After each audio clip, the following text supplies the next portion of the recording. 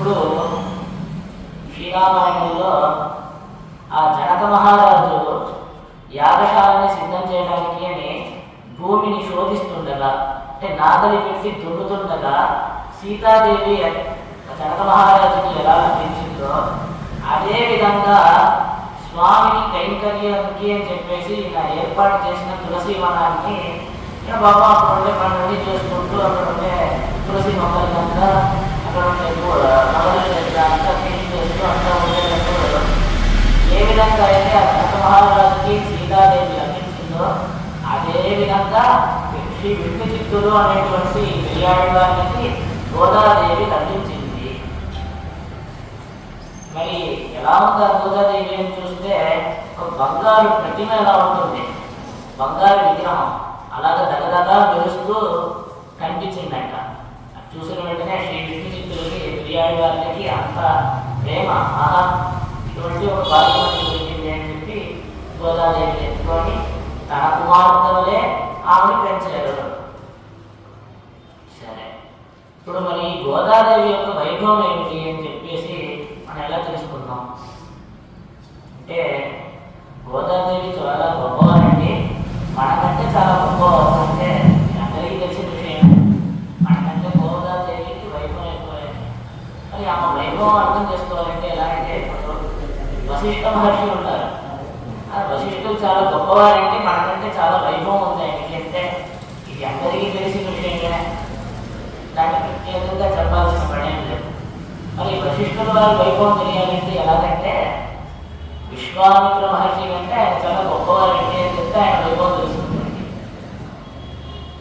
అలాగే ఈమెకి తగిన స్థాయిలో ఉండేవాడితో పోల్చి పలానా వారికంటే గోదాదేవి ఇంకా చాలా వైభవం కలవారు అని చెప్పేసి మనం చెప్తే, ఓహో ఇంత గొప్పనా, ఇంత వైభవం కలదా గోదాదేవి అని చెప్పేసి మనకు అర్థం అవుతుంది. అదే రీతిలో ఇప్పుడు గోదాదేవి వైభవాన్ని అర్థం చేసుకోవడానికి ఎలా కలుగుతున్నారంటే, పెరియాడివార్ల కంటే గోదాదేవి వైభవం కలది అని చెప్పేసి చూపిస్తున్నారు. పెరియాడివార్లకు వైభవం ఏంటంటే, ముందు వారు మిగతా ఆడవాళ్ళ కంటే వైభవం కలవాలి. సరే అంటే అసలు ఆడవాళ్ళకి వైభవం ఏంటంటే అని చెప్పేసి అడగచ్చు. వాళ్ళు ఋషుల కంటే వైభవం కలవాలి. అసలు ఋషులకు వైభవం ఏంటంటే, మనకంటే ఋషులు చాలా వైభవం కలవాలండి. మనకందరికీ ఒక పేరు పెడుతున్నారు దీంట్లో. ఈ అవతారిక ప్రకరణంలో పెరివాచాన్ని వెళ్ళాయి మనబోటి వారికి ఒక పేరు ఇస్తున్నారు. ఏంటో తెలుసా?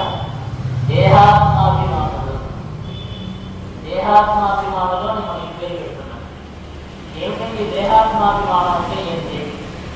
దేహం వేరు ఆత్మ వేరు అనేటువంటి వివేక జ్ఞానం లేకుండా ఈ దేహమే నేను, ఈ దేహమే ఆత్మ అని చెప్పేసి భ్రమించి ఉన్నానే, దీనికి దేహాత్మాభిమానము అని పేరు. అంటే దేహాత్మ వివేక జ్ఞానం లేకపోవడం అన్నమాట. దీనివల్ల ఏమవుతుంది, ఈ దేహానికి ఉంటే సుఖభోగాలు, దీనికుంటే తగ్గనట్టాలే మనకు వచ్చేది అని చెప్పేసి దేహం యొక్క బాగు కోసం మనం శ్రమిస్తూ ఉంటాం. ఆత్మ యొక్క లాభాన్ని మనం ఏమాత్రం ప్రయత్నం చేయాలి. మనకి ఎన్నో దేహాలు పోయిన జన్మల్లో లభించి ఉన్నాయి. మన పాపం ఎక్కువ ఉంటే వచ్చే జన్మ ఉంటుంది, ఇంకో దేహం కూడా దొరుకుతుంది. మరి దేహం వేరు ఆత్మ వేరు.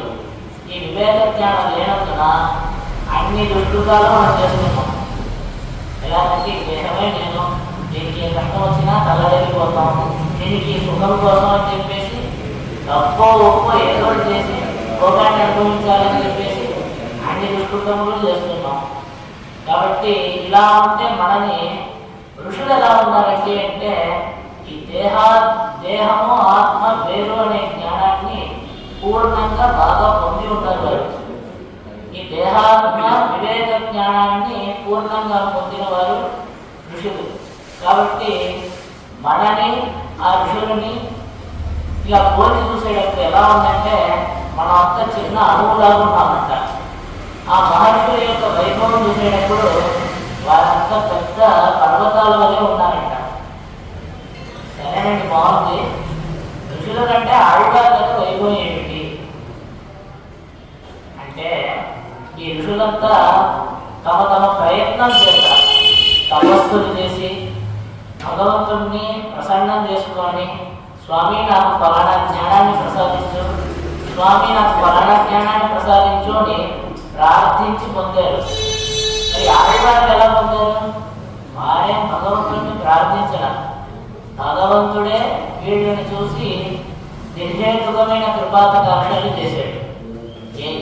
ఆ కృపాకటాక్షాలు ఎటువంటిది అంటే అజ్ఞానదంతం పోయేటట్టుగా, పూర్ణంగా సమూలంగా ఈ అజ్ఞానదంతమే పోయేటట్టుగా ఆ భగవంతుడి యొక్క శ్రీచరణంలో భక్తి రూపమైన జ్ఞానం ఏర్పడేటువంటిగా ఆయన వచ్చేసి ఆళ్వార్లందరికీ కటాక్షించారు. కాబట్టి మనంగా పొందిన జ్ఞానం అంటే అది కొద్దిగా పరిమితమైనదే, చిన్నదే. భగవంతుడే చూసి ప్రసాదించాడంటే ఆయన ఎంత ఇవ్వగలడో అంత ఇచ్చాడు, పూర్ణంగా ఇచ్చేసాడు. ఋషులు వారిని ఎంత అడగగలరో అంతే అడిగి తీసుకున్నారు. కాబట్టి ఋషుల కంటే మన ఆళ్వార్ల యొక్క వైభవం చాలా ఎక్కువ. ఇలా చూసేటప్పుడు ఈ ప్రకటనలో ఇంకో అద్భుతమైన ప్రమాణం మనకు కనిపిస్తుంది. సత్కర్మ నిరతాః శుద్ధాః సాంఖ్యయోగ విదస్థగా శరణస్తస్య నాలుగంటి కలాం కోటి తమీమపి అని చెప్పేసి లక్ష్మీతంత్రంలో చూపిస్తున్నారు శ్రీ పాంచరాత్ర ఆగమంలో. ఇది అమ్మవారు వారే ఈ మాటను చెప్తున్నారనమాట మనందరికీ. ఏంటంటే సత్కర్మ నిరతాః కర్మయోగ నిష్ఠులు, శుద్ధ ఆ కర్మయోగ నిష్ఠ చేత శుద్ధి పొందిన వారు, సాంఖ్య యోగ విదస్తత జ్ఞాన భక్తి యోగ నిష్ఠులు. వీళ్ళందరూ ఎలా ఉన్నారంటే ఈ శరణాగతి నిష్ఠులు ఉన్నారే ప్రపండులు. ప్రపండులు అంటే శరణాగతులు అంటే భగవంతుడి యొక్క శ్రీచరణములే మాకు గది, ఆయనే ఉపాయము. భగవంతుడిని పొందడానికి మాకు వేరే ఉపాయం ఏది లేదండి, ఆయన యొక్క శ్రీచరణములే ఉపాయంగా వచ్చి మేము ఆశ్రయించి ఉన్నాము. మాకు ఈ కర్మజ్ఞాన భక్తి యోగములు చేయడానికి శక్తి లేదు, మాకంత అర్హత లేదు, శక్తి లేదు. కాబట్టి భగవంతుడి యొక్క శ్రీచరణములనే ఆశ్రయించి ఉన్నాము. ఇది కేవలం శక్తి లేనందువలన మాత్రమే కాదు, ఈ ఆత్మ యొక్క స్వతసిద్ధమైన స్వభావమే భగవంతుడికి శేషభూతుడుగా ఉండడము, దాసుడుగా ఉండడము. కాబట్టి ఆ స్వభావానికి, ఆ యొక్క జీవాత్మ స్వరూపానికి అనుగుణంగా మనం శరణాగతి చేయడమే మన స్వరూపానికి తగినది అని చెప్పేసి చూపిస్తున్నాను. ఇలాగ ఈ శరణాగతి వ్యక్తులు ఉన్నారు కదా ప్రపంచంలో, వీరి యొక్క వైభవం చూసేటప్పుడంట ఈ కర్మజ్ఞాన భక్తియోగ నిష్ఠుడి యొక్క వైభవము ఈ శరణాగతి నిష్ఠుడి యొక్క వైభవంలో కోటిలో ఒక భాగానికి కూడా సమానం కాదు అని చెప్పి అమ్మవారు తామే చెప్తున్నారు. కాబట్టి ఈ ఋషులందరూ ఎవరు అంటే కర్మజ్ఞాన భక్తియోగ నిష్ఠులు వీళ్ళందరూ. మరి ఆళ్వార్లు ఎవరైతే ప్రపన్నులు, భగవంతుడి యొక్క శ్రీచరణములే ఉపాయము అని చెప్పేసి అత్యవసించిన వారు. కాబట్టి ఈ ఆళ్వార్ల యొక్క వైభవము చూసేటప్పుడు వీళ్ళు పెద్ద పర్వతం వలె ఉన్నారంట, ఋషుల వైభవం చిన్న పరమాణు వలె ఉందంట. ఈ ఆళ్వార్లలోనే పెరియాళ్వారి యొక్క వైభవము ఇంకా ఎక్కువ. ఏంటంటే పెరియాళ్వార్ల వారికి ఇంత వైభవం ఏంటి, విష్ణుచిత్తులకి ఇంత వైభవం ఏంటంటే மங்களாசாசனத்தில் மத்துள்ளாழ்வார்கள் தங்களால் மத்தளவதானே பொங்கும் பரிவாரே பில்லிபுத்தோர் பட்டப்பிரான் பெற்றான் பெரியாழ்வார் என்னும் பெயர் అని చెప్పి ఉపదేశ రత్నమాలై అనేటువంటి గ్రంథంలో స్వామి మణవాళ మహామునులు ఈ విషయాన్ని మనందరికీ తెలుపుతున్నారు. పెరియాళ్వారి యొక్క వైభవం ఏంటంటే ఇప్పుడు మిగతా ఆళ్వార్లందరూ తమ గురించి తాము ఆలోచించారంట. ఎలా అంటే భగవంతుడా, నేను ఇటువంటి సంసారంలో ఇరుక్కోపోయి ఉన్నానే, నాకు ఈ సంసారం నుంచి విముక్తిని ప్రసాదించు, ముక్తిని ప్రసాదించు అని చెప్పి ప్రార్థించారు. తమ గురించి తాము ఆలోచించారు. ఇది ఎలా తెలుస్తోంది? பொய்நின்ற ஞானமும் பொல்லா ஒழுக்கும் மடைக்குழங்கும் இந்நின்ன நீர்மை இனியாமுடாமை உயரடிப்பான் எண்ணின்ன யோகியமாய் பிறந்தாய் இமையோர் தலைவா நீ నిన్ను கேட்கருளாய் అడియేం செய்யும் విన్నపమే. మొదటి గ్రంథమైనటువంటి తిరువిరుత్తంలో నమ్మాళ్వారు ప్రసాదించిన గ్రంథాల్లో మొదటి గ్రంథమైనటువంటి తిరువిరుత్తంలో నమ్మాళ్వారు దీన్నే ప్రార్థిస్తున్నారు. ఇటువంటి సంసార మండలంలో ఉంచాలే నాకు ముక్తిని ప్రసాదించుకొని మూడేళ్ళు సరికొస్తే ఉడాల్పిలకి యాన్పే అంటే అని చెప్పి కులశేఖర ఆళ్వారితో కూడా ఈ మనిషి జన్మ నాకు వద్దండి నాకు ముక్తిని ప్రసాదించు అని చెప్పి ఆ శ్రీ వెంకటేశ్వర స్వామి శ్రీచరణంలో ప్రార్థిస్తున్నారు. అదేవిధంగా తొందరడి పురి ఆళ్వారు అని చెప్పేసి వెంకటాద్రి యొక్క శ్రీచరణంలో ప్రార్థిస్తున్నారు. ఇలాగే వీళ్ళందరూ ఉండగా తమ గురించి తాము ఆలోచించుకున్నారు. మరి పెరియాళ్వారు ఎలా ఉన్నారు అంటే తమ గురించి తాము ఆలోచించుకోలేదండి, భగవంతుడి గురించి ఆలోచించారు. ఎలాగా ఆ భగవంతుడికి ఏమొచ్చేస్తుందో ఆ భగవంతుడికి ఏమైపోతుందో అని చెప్పేసి వాళ్ళకి ఆయనకి మంగళాశాసనం చేశారు. కాబట్టి వారందరిలో కూడా ఈయన యొక్క వైభవం మిక్కిడి ఎక్కువ అని చెప్పేసి ఇక్కడ అవతారిక ప్రకరణలో తెలుపుతున్నారు. ఇది ఎలా ఉందంటే ఒక పెద్ద బలవంతుడైన కుస్తీ యోధుడు ఉన్నాడు. అతను ఎంత పెద్ద బలవంతుడైనాడో వారి తల్లికి అతను కొడుకే కదా, ఊరందరికీ తెలుసు ఇతను పెద్ద బలవంతుడు, మనకి ఏం కాదు, ఈ 10 మంది వచ్చినా తిరిగి కొట్టగలడు అని చెప్పేసి. కానీ వాళ్ళమ్మకి భయం, ఇతనికి ఏమైపోతుందో, ఇతను బాగుండాలి అని చెప్పేసి. మన విష్ణు చిత్తుల వారికి కూడా ఇదే భావన. భగవంతుడు సర్వశక్తి, అన్ని విధమైన శక్తులు గలవాడే, ఆయన ఎవరు ఏం చేయలేరు. కానీ ఈయనకేంటంటే యశోదమ్మ యొక్క భావన, భగవంతుడిని చిన్ని కృష్ణుడి వలె ఈయన కలిసి చూస్తున్నారన్నమాట. కాబట్టి ఆ కృష్ణుడికి ఏమైపోతుందో, ఆయనకి ఏమొస్తుందో అని చెప్పేసి నా భయపడుతూ నీకేం కాకూడదు, నువ్వు ఇలాగే మంగళాలు జరగాలి, నీకు అన్ని విధమైన మంగళములు దొరుకుతాక అని చెప్పేసి భగవంతుడిని చూసి నా మంగళాదర్శనం చేస్తున్నారు. కాబట్టి మిగతా ఆళ్వారిని అందరితో పోలిస్తే ఈ పెరియాళ్వారి యొక్క వైభవం చాలా ఎక్కువ అని చెప్పేసి అవతారిక ప్రకరణలో చూపిస్తున్నారు. మరి ఆండాళ్ళ యొక్క వైభవం ఏమిటి అంటే ఈ పెరియాళ్వార్ల కంటే వైభవం కలది. ఎలాగండి? పెరియాళ్వార్ల కంటే ఆండాళ్ళకి ఏ విధంగా వైభవం ఎక్కువ అంటే ఈ ఆళ్వార్లందరూ ఎలా ఉన్నారంటే అనాది మాయయా సుప్త యదా జీవ ప్రబుధ్యతే అజం అడిగ్రం అస్వప్నం ప్రబుధ్యతే శుద్ధగా అని చెప్పేసి ప్రమాణం చూపిస్తున్నారు. అంటే ఈ సంసార సాగరంలో అనాది కాలంగా నిద్రిస్తున్నారు వీళ్ళందరూ. నిద్రించడాన్ని ఏంటంటే మనం పడుకొని నిద్రపోవడం కాదు కాదు, భగవంతుని గురించి ఆ భగవత్ స్వరూపాన్ని గురించి యథార్థమైన జ్ఞానం లభించకుండా ఉండడమే నిద్రించడం ఇక్కడ చెప్పబడుతుంది. మరి మేల్కోవడం అంటే ఏంటి? ఆ భగవంతుని యొక్క స్వరూపాన్ని గురించి తెలుసుకోవడం, దాని గురించి జ్ఞానం కలగడమే మెలుగు అని చెప్పేసి ఇక్కడ తెలుపబడుతుంది. కాబట్టి ఆళ్వార్లందరూ ఈ సంసార సాగరంలో నిద్రిస్తుండగా అంటే ఏమిటి?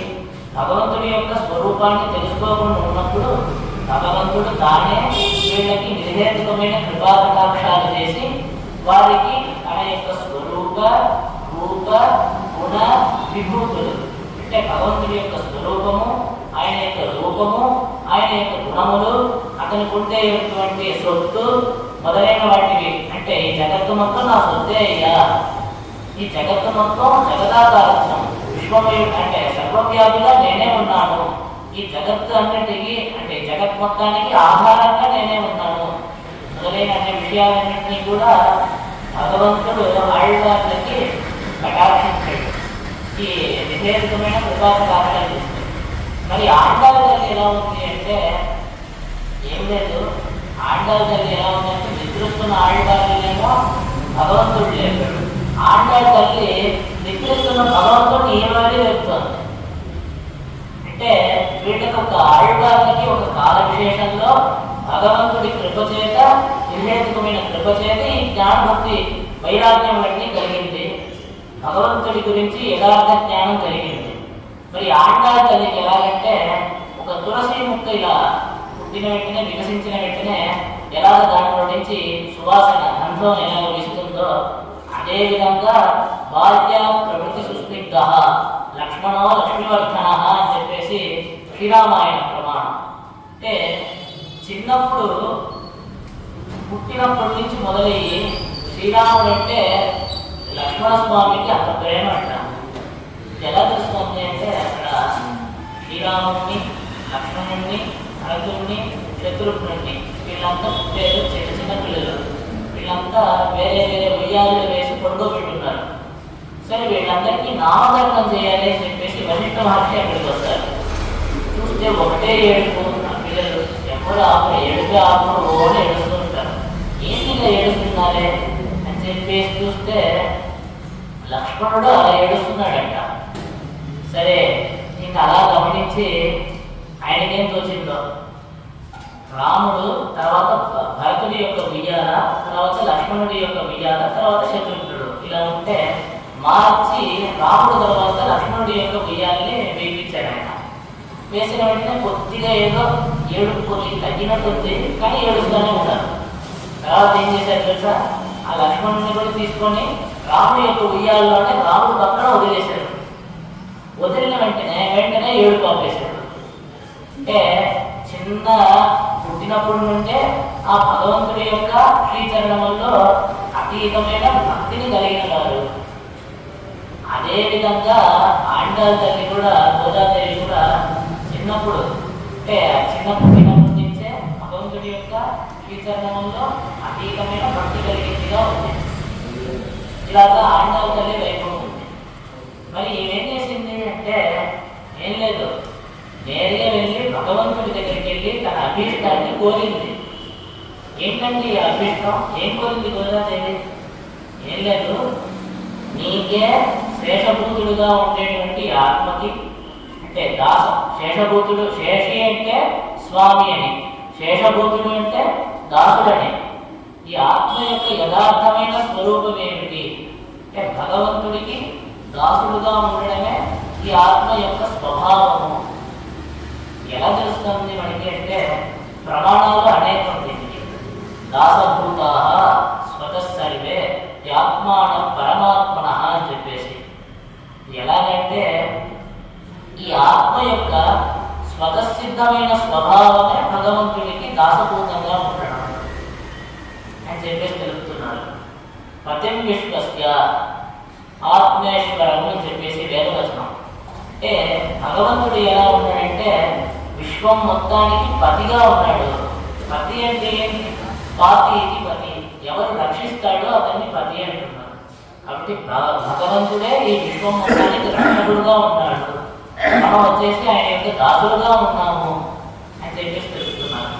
మరొక ప్రమాణం స్వామిత్వం బ్రహ్మణి స్థితం స్వచ్ఛం ఆత్మని సంచారం అని చెప్పేసి, ఆ స్వామిగా ఉండేటువంటి స్వభావం పరబ్రహ్మమైన శ్రీమన్నారాయణుడి దగ్గర ప్రకాశిస్తోంది.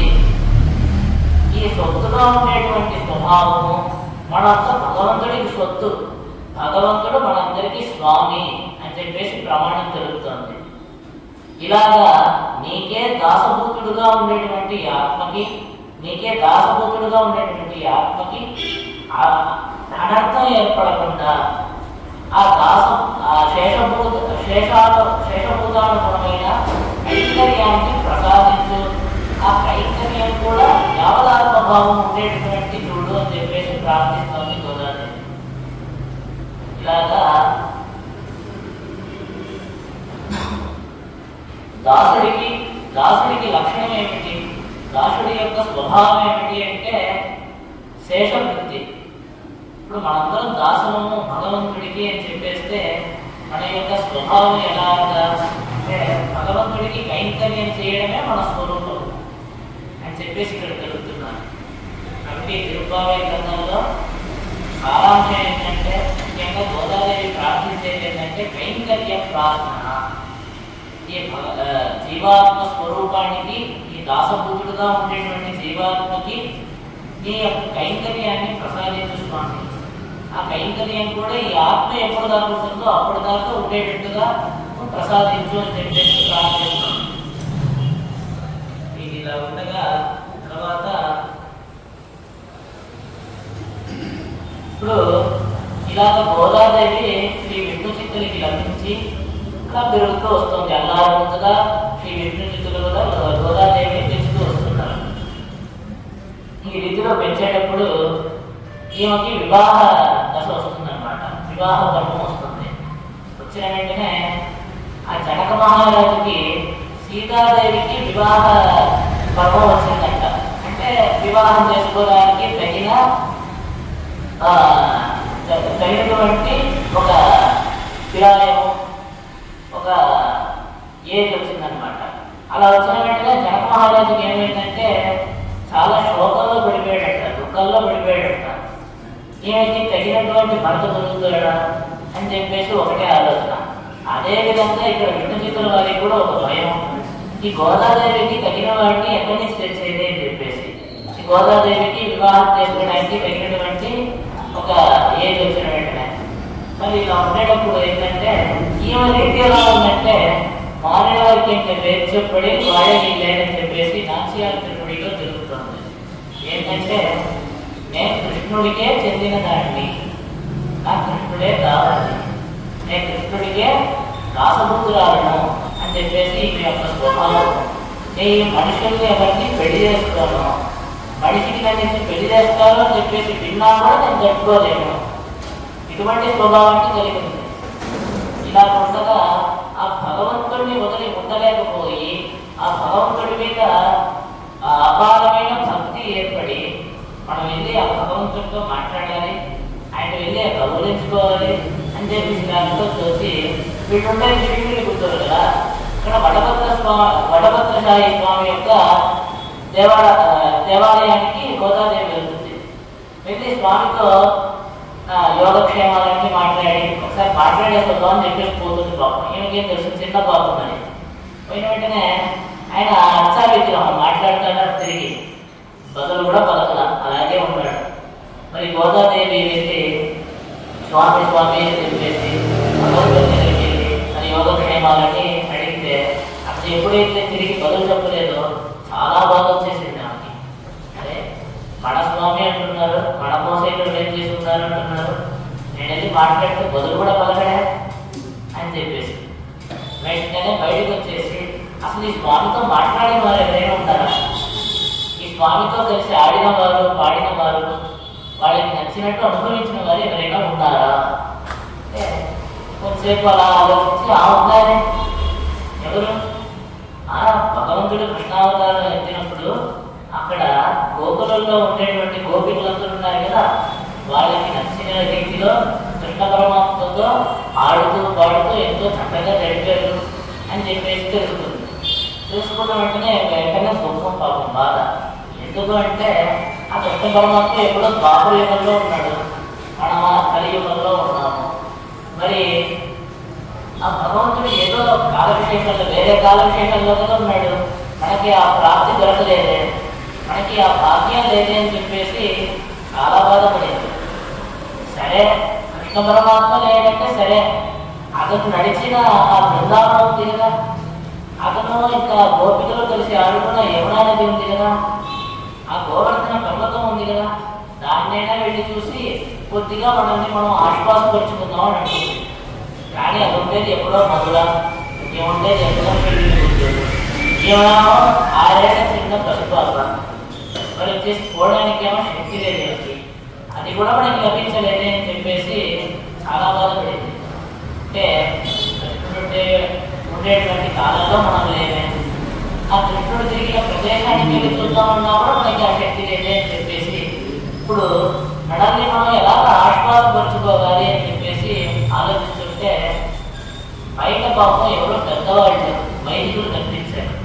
వాళ్ళందరూ వచ్చేసి పాపం ఈ పాప ఎవరో గుడిలోకి వెళ్ళింది, అలాగే వెళ్ళింది, భగవంతుడితో మాట్లాడడం ప్రయత్నించింది, బయటకు వచ్చింది, ఓటు ఏడుస్తుంది, బాధపడుతుంది, ఏమైపోయింది పాపకి అని చెప్పేసి గోదాదేవి దగ్గరికి వచ్చి ఏంటమ్మా ఏమైపోయింది అని చెప్పేసి అడుగుతారు. అడిగిన వెంటనే జరిగిన విషయం అంతా చెప్తుంది గోదాదేవి. చెప్పిన దానికి వాళ్ళ సమాధానం చెప్తారు. ఇలాగే ఒకసారి శ్రీ కృష్ణ పరమాత్మ ఇంకా గోపికలందరూ ఎంతో బాగా ఆడుతూ పాడుతూ గడుపుతున్నప్పుడు వీళ్ళకి గోపికలకి ఎంత ఆనందం ఏర్పడిందంటే ఆ ఆనంద స్థాయి మరీ ఎక్కువైపోయింది. ఆనందానికి ఇంకా అవధలే లేవు. అంత ఆనందం ఎక్కువైపోతే ఎలా ఉందంటే కొద్దిగా ఆనందం ఎక్కువైతే ప్రాణం కూడా పోతుందా అన్న రీతిలో ఆనందం ఎక్కువైపోయింది. ఇది గమనించిన కృష్ణ పరమాత్మ వచ్చేసి అంతర్ధానం అయిపోతాడు. ఇంకా అక్కడే వాళ్ళతో పాటు ఆడుతూ పాడుతూ ఉన్నాం అనుకోండి, ఇంకా ఆనందం ఎక్కువైపోయి వాడి యొక్క ప్రాణం కూడా పోతుందేమో అన్నట్టుగా ఉన్నారు కాబట్టి అంతర్ధానం అయిపోతాడు. ఇలాగా శ్రీ కృష్ణ పరమాత్మ అంతర్ధానం అయిన వెంటనే ఆ గోపికలకు అంత బాగా అని ఇంతసేపు ఆ కృష్ణుడితో ఆడుతూ పాడుతూ ఇంత చక్కగా గడిపాము. ఇప్పుడేమో మాయమైపోయాడు కృష్ణుడు. ఇప్పుడు మనల్ని మనం ఆశ్వాసపరుచుకోవడం ఎలాగా అంటే ఇప్పుడే చెప్తున్నారు. దుష్టగాలి అంటే ఒక గోపిక వచ్చేసి కృష్ణుడులాగే అనుకరిస్తుంది, ఇంకో గోపిక వచ్చేసి కాళీయుడిలాగా అనుకరిస్తుంది, కాళీయుడి వలె అనుకరిస్తుంది. ఏంటిది అంటే ఇప్పుడు ఒక గోపిక వచ్చేసి కృష్ణుడిలాగా అనుకరిస్తుంది అంటే ఏంటంటే ఆ కృష్ణుడు మనకు వదిలి వేరుగా వెళ్ళిపోయాడు అనే ఆలోచన రాకుండా కృష్ణుడు మన మధ్యలోనే ఉన్నాడు, మనతోనే ఉన్నాడు అని చెప్పేసి అలాంటి పొందడానికి అని చెప్పేసి ఆ గోపిక వచ్చేసి కృష్ణుడిలాగా అనుకారం చేస్తుంది అనమాట. ఇంకో గోపిక వచ్చేసి కాళీయుడి లాగా దుష్టగాడియా నేను చూడు ఏం చేస్తానని చెప్పేసి ఏమో చెప్తాను. నిజానికి అప్పుడు కృష్ణ పరమాత్మ లేడు, కానీ ఆ లేడు అనే దాన్ని వీళ్ళు ఆశ్వాసపరుచుకోవడానికి కొద్దిగా లేడు అనే భావన ఆలోచన రాకుండా ఉండడానికి గోపికేమో కృష్ణుడిలాగా అనుకరిస్తుంది అన్నమాట. దీన్ని విన్న గోదాదేవి ఓహో ఇది ఒక మార్గం ఉందా, మనం కూడా ఇలాగే చేద్దాం, ఇలాగే మనం కూడా అలంకారం చేసి మనల్ని మనం ఆశ్వాసపరుచుకుందాం అని చెప్పేసి మనం నిర్ణయించుకుంటుంది. సరే అండి, ఇలా ఆశ్వాసపరుచుకుందాం అని చెప్పేసి చెప్తున్నారే, దేన్ని ఏ సందర్భాన్ని ఇప్పుడు అనుకరిస్తారు? ఇప్పుడు ఫలానా సన్నివేశాన్ని అనుకరిస్తున్నాం అని ఉండాలి కదా, ఫలానా ఒక సందర్భాన్ని నేను ఇప్పుడు అనుకరించి చూపిస్తున్నాను అని ఉండాలి కదా. ఏ సందర్భాన్ని ఇప్పుడు గోదాదేవి అనుకరిస్తుంది అంటే ఈ వ్రతం యొక్క అవతారణ క్రమాన్ని ఇక్కడ స్వామి ప్రియవాచార్యులు అవతారికలో ఇప్పుడు చూపిస్తున్నారు. ఏంటంటే భగవంతుడు ఎలా ఉన్నాడంటే శ్రీయపతియాయ్ అవాప్త సమస్త్రగామనాయ్ దేవైకుంఠనికేతనాయ్ సర్వేశ్వరన్. భగవంతుడు శ్రీయపతి అని చెప్పడం చేత ఏం తెలుస్తుందంటే అతనే పరమాత్మ అని చెప్పేసి శ్రీకృష్ణే లక్ష్మీశ్చ పత్యం అని చెప్పేసి వేదం ఘోషిస్తోంది. ఎవరైతే శ్రీయపతియో అతడే పరమాత్మ. ఈ శ్రీయపతిత్వం అనేది ఎలా ఉందంటే భగవంతుడికే తన స్వరూప నిరూపక ధర్మంగా ఉంది. అంటే ఇతడు భగవంతుడు అని చెప్పేసి మనం ఎలా తెలుసుకోవాలి? ఎంతోమంది ఉన్నారు, శ్రీ మహావిష్ణువే భగవంతుడు పరమాత్మ అని చెప్పేసి మనం ఎలా తెలుసుకోవాలి అంటే వేదం చక్కగా చూపిస్తాం. ఎవరైతే శ్రీయపతియో ఆ శ్రీ మహాలక్ష్మికి నాథుడో అతడే పరమాత్మ అని చెప్పేసి ఇలాగ పరమాత్మగా ఉండేటువంటి ఆ భగవంతుడు అవాప్త సమస్త కాముడు. అవాప్త సమస్త కాముడు అంటే ఏంటి? ఏం లేదు, తీరవలసిన కోరికలు ఏమీ లేదు, అన్ని వాంఛలు తీరినవాడు పరమాత్మగా ఉండి ఎటువంటి కోరికలు లేకుండా శ్రీవైకుంఠ నికేతనాయ్ శ్రీవైకుంఠంలో ఉన్నాడు. శ్రీవైకుంఠానికి అధిపతిగా ఉన్నాడు. అంటే ఏంటి వైకుంఠం అంటే ఏంటి అంటే కుటి లేని ఊరు. కుటి అంటే ఏమైనా కొరతలు, ఏ విధమైన కొరతలు లేని ప్రదేశం ఏంటంటే శ్రీవైకుంఠం. కాబట్టి ఆ శ్రీవైకుంఠంలో నాలుగుగా స్వామి ఏం చేస్తున్నాడు. మరి అతను ఎవరంటే సర్వేశ్వరుడు. మరి ఇవన్నీ చూస్తుంటే మనకి ఏం తెలుస్తుంది? అసలు ఆ భగవంతుడికి మన గురించి ఆలోచించాల్సిన పనే లేదు, అతనే పరమాత్మ. తీరాల్సిన కోరికలు ఏమీ లేవు. రెండోది ఏ కొరత లేని శ్రీవైకుంఠంలో ఉన్నాడు. అక్కడి నుంచి మనల్ని ఏమైనా అతను నియమించలేడా అంటే సర్వేశ్వరుడు. అందరినీ ఎక్కడి నుంచైనా నియమించగలిగిన సామర్థ్యాన్ని కలిగి ఉంటాడు. మరి ఇటువంటి పరమాత్మ ఉన్నాడు కదా, మనకి అలాంటప్పుడు మన గురించి ఆలోచించాల్సిన అవసరం లేనప్పుడు కూడా ఈ జగత్తంతా ఎలా ఉంటుంది తెలుసా? ప్రళయకాలంలో శూన్యంగా ఉంటుందట. నామరూపాలు ఏదీ లేకుండా నష్టంగా అలాగే పడుతుందండి జగత్తు. ఇప్పుడు ఒక శరీరమే ఉంటేనే కదా రెండు చేతులు ఎత్తి జోడించి స్వామి నువ్వే శరణము, నీ శ్రీకరణమే శరణంగా వచ్చి ఆశ్రయిస్తున్నాను అని చెప్పి చెప్పడానికైనా ఒక శరీరం కావాలి. భగవంతుడికి రెండు పుష్పాలు తీసుకొని సమర్పించాలంటే ఈ ఒక శరీరం కావాలి. కాబట్టి భగవంతుడిని పొందడానికి ఏమైనా ఉపాయాన్ని మనం అవలంబించడానికైనా ఈ శరీరం అనేది కావాలి. కాబట్టి ఈ శరీరం ఏది లేకుండా భగవంతుడిని పొందడానికి ఎలాంటి ఉపాయాన్ని మనం అవలంబించడానికి అవకాశం లేకుండా ఆ ప్రళయకాలంలో అంతా ఒకటిగా శూన్యంగా నష్టంగా ఉందన్నమాట. దీన్ని చూసిన సర్వేశ్వరుడు మన గురించి పట్టించుకోనంతట్లా అయినను అతి కృపోద్దేత మనలంతా చూసి వీళ్ళందరికీ మనల్ని పొందడానికి ఒక మార్గాన్ని చూపించాలి అని చెప్పేసి తలిచి ఇంత పెద్ద జగత్తుని సృష్టించి మనందరికీ కరణ కలయకరాలంతా ప్రసాదించి మనంతా తన గురించి తెలుసుకోవడానికి అని చెప్పేసి శాసనాది శాస్త్ర అనే రీతిలో మనకి శాస్త్రాలన్నింటినీ ప్రసాదించి వేదశాస్త్రాలన్నింటినీ ప్రసాదించి ఈ వేదశాస్త్రాల ద్వారా మనం అతన్ని తెలుసుకొని అతన్ని భగవంతుడిని పొందుతామని చెప్పేసి ఇవన్నీ మనకి ప్రసాదించాడు. మరి మనంతా ఎలా ఉన్నామండి అంటే ఈ శాస్త్రాలన్నింటినీ వదిలిపెట్టి అసలు ఆ శాస్త్రాల గురించి పట్టించుకోకుండా లౌకికమైన విషయాల్లో ప్రారంభం పెరుగుతుంది. ఈ లౌకికమైన విషయాలే మనకి చాలా ముఖ్యము. ఇవి ఉంటే చాలు అని చెప్పేసిన ఉంటే చాలు అని చెప్పే రీతిలో వీటి వెనకాలే తిరుగుతూ ఉండిపోయాం. ఇవన్నీ గమనించిన భగవంతుడు ఏం నిర్ణయించుకున్నాడంటే శాస్త్రాలు ఇస్తే మార్పు మనమే అవతరించాల్సిందే అని చెప్పేసి నిర్ణయించుకొని తానే కృష్ణుడుగా రాముడుగా ఎన్నో అవతారాలు ఎత్తి ఈ భూమిలో పుట్టి మనందరినీ తన సౌందర్యం చేతను తన గుణముల చేతను తన చేతికాలతోనూ ఆకట్టుకొని వశపరుచుకొని మనందరినీ అతని వైపు తిప్పుకోవడానికి చూస్తున్నాడు. తిప్పుకుందామని చెప్పేసి ఆయన యొక్క ఆలోచన. దానికి అనుగుణంగా శ్రీ కృష్ణావతారాన్ని ఎత్తి ఇక్కడ గోకులంలో అక్కడ ఉంటే గోకులంలో ఎంతమంది నివసిస్తున్నారు అంటే 5 లక్షల ఇల్లు అంటారు. అక్కడ 5 లక్షల కుటుంబాలు అంటారు.